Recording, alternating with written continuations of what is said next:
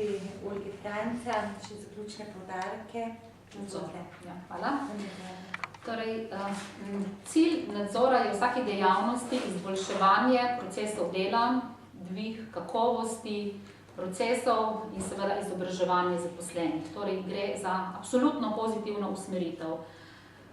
Odsotnost kakršnega koli finančnega in drugega nadzora ter široka paleta pravic v obveznem zdravstvenem zavarovanju seveda zmanjšujejo občutek odgovornosti tako izvajalcev kot uporabnikov zdravstvenih storitev. Zdravstvo potrebuje enoten, reden, kontinuiran in strokovno voden nadzor. Takšnega pa trenutno v našem zdravstvu nimamo. Zakon o zdravstveni dejavnosti sicer predpisuje 4 vrste nadzora. Interni strokovni nadzor, tukaj naj povem, da notranje revizijskih služb praktično v zdravstvenih inštitucijah ni, bi bile pa izjemno koristne. Strokovni nadzor, ki ga izvaja pristojna zbornica, upravni nadzor, ki ga občasno izvaja Ministrstvo za zdravje in nadzor, ki ga izvaja Zavod za zdravstveno zavarovanje Slovenije.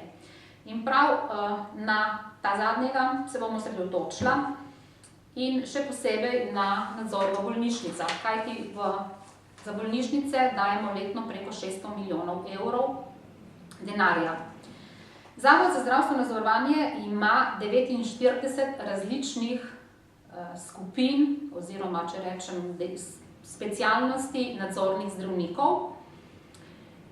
V letu 2012 je Zavod opravil 1100 finančnih, medicinskih, administrativnih nadzorov. Torej gre za nadzore, kjer nadzorni zdravnik preveri medicinsko dokumentacijo in zaračunavanje, torej izstavljanje faktur plačnikom na podlagi zdravljenja, seveda pravil in cenikov, ki veljajo v zdravstvu. V letu 2013 se je ta številka nadzorov zmanjšala več kot za polovico na 440 in za leto 2014 je Zavod planiral enak obseg nadzorov. Torej, absolutno premalo. Naj tu omenim še, da od teh 49 nadzornih zdravnikov so nekateri tudi redno zaposleni na Zavodu. Na primer, za enega od redno zaposlenih sem preverila njegovo letno obremenitev, gre za samo 35 nadzorov. Torej, za, če rečem, njegovo usmeritev, kar pomeni manj kot enega na teden, glede na to, da imamo nekje 45 delovnih tednov v letu. In sicer, kaj nadzori prinašajo, kaj lahko rečemo?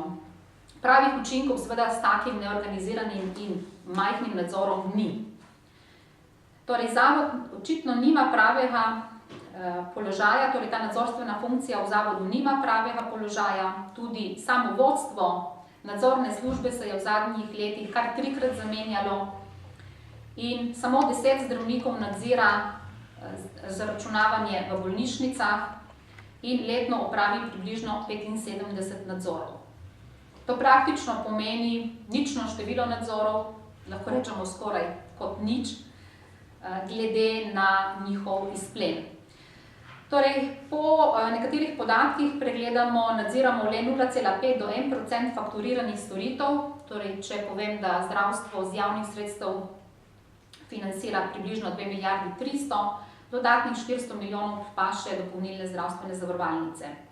In kar je absurd, da nekateri izvajalci zdravstvenih storitev v 10 letih niso niti enkrat pregledani.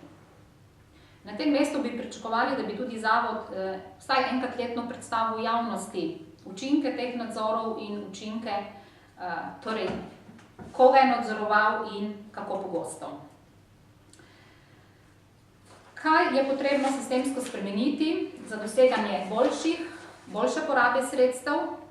Če se osredotočim na bolnišnice, kot poznate, imamo avstralski model obračunavanja zdravstvenih storitev, imenovan DRG ali SPP po slovensko, sistem primerljivih primerov, za katerega skrbništvo je bilo dodeljeno IVZ-ju. IVZ prejema denar za to, da bi izobraževal osebje, ki potrebuje znanje in bi moral tudi slediti razvoju tega orodja SPP-ju. Kot veste, je bilo letos januarja implementirana verzija 6.0 naš sistem, medtem ko torej gre za nadgradnjo sistema, kar je pozitivno, medtem ko navodila za uporabo tega kompliciranega orodja so še vedno skoraj v celoti v angleščini. In to je tudi nedopustno, ki moramo pozoriti, da nimamo za tako pomemben del, za takšno porabo sredstev navodil v slovenskem jeziku, v domačem, materinem jeziku. Nadalje bi moral IVZ organizirati poseben nov profil delavca, ki ga lahko imenujemo gruper ali razvrščevalec. To v Avstraliji poznajo, to je strokovnjak, ki nudi strokovno podporo vsem bolnišnicam, vsem administrativnemu osebju, ki bi moral se ukvarjati z razvrščanjem diagnoz, ko se bolnik zdravi v ta sistem grupiranja. Danes se veliko zdravnikov ukvarjajo z grupiranjem, zdravniki pa so po svoji plači dragi. In to je nedopustno, da se zdravnik, ki, kot je povedal magister Nemec, ki naj zdravi, administracija pa naj fakturira in skrbi za pravilno zaračunavanje zdravstvenih storitev v skladu z opravljenim delom in seveda ceniki. Zato bi bilo potrebno tukaj to čim prej razrešiti. Nadalje bi moralo Ministrstvo za zdravje ustanoviti svet za SPP, torej svet za skupine primerljivih primerov, s katerim bi potekala neka redna dejavnost na ministrstvu, s katerim bi se redno ukvarjali, odpravljali nepravilnosti, neznanke, težave, nadgrajevali, se izobraževali. Nadalje naj povem še, da ti nadzori, ki so opredeljeni v Zakonu o zdravstveni dejavnosti, niso, kot sem že rekla, niso enotni in seveda tukaj trčimo ob problem nadzorov, ki jih izvaja Zavod za zdravstveno zavarovanje po svoji poti na podlagi javnih sredstev in komercialne zavarovalnice, ki izvajajo svoje nadzore po svojih pravilih in seveda tukaj bi veljalo v korist izvajalcev in v korist zavarovalnic ustvariti novo inštitucijo, ki bo upravljala nadzore enotno, tako za komercialne zavarovalnice kot za javna sredstva za zavod, strokovno in seveda kontinuirano. Seveda tudi stroške za delovanje te inštitucije, ki lahko rečemo ali agencija na nadzore ali agencija za medicinske ekspertize, bi doprinesla seveda večjo učinkovitost. In nazadnje predlagamo, da razmislek o takšni agenciji mora biti čim prej, naj bi bil čim prej, ker bo doprinos vsem in naj ne bi odlašali s sprejetjem Zakona o zdravstveni dejavnosti, ki je sicer ustanovitev takšne agencije, ampak predvideval, vendar pa le za javni zdravstveni sistem. Tukaj so komercialne zavarovalnice, ki izvajajo enak del, torej so plačniki za enak del storitev za naše bolnike in jih je potrebno vključiti in seveda tudi jih vpeti v financiranje delovanja te agencije.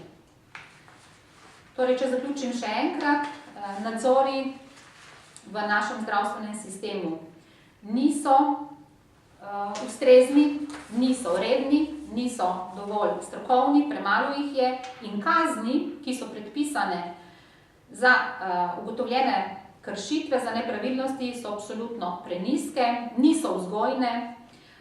Kazni bi morale biti res vzgojne, primerljive, take kot jih imajo na primer v tujini, ko se neka napaka, ki je težje obremenilna, pojavi večkrat zaporedoma pri istem izvajalcu, tam lahko tudi izgubiš koncesijo.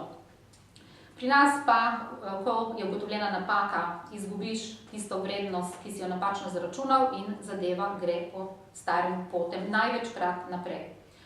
Tako da naš apel je učinkovito voditi zdravstvo z ukrepi, ki smo jih danes predstavili in spremeniti nadzor nad porabo sredstev v korist bolnikov.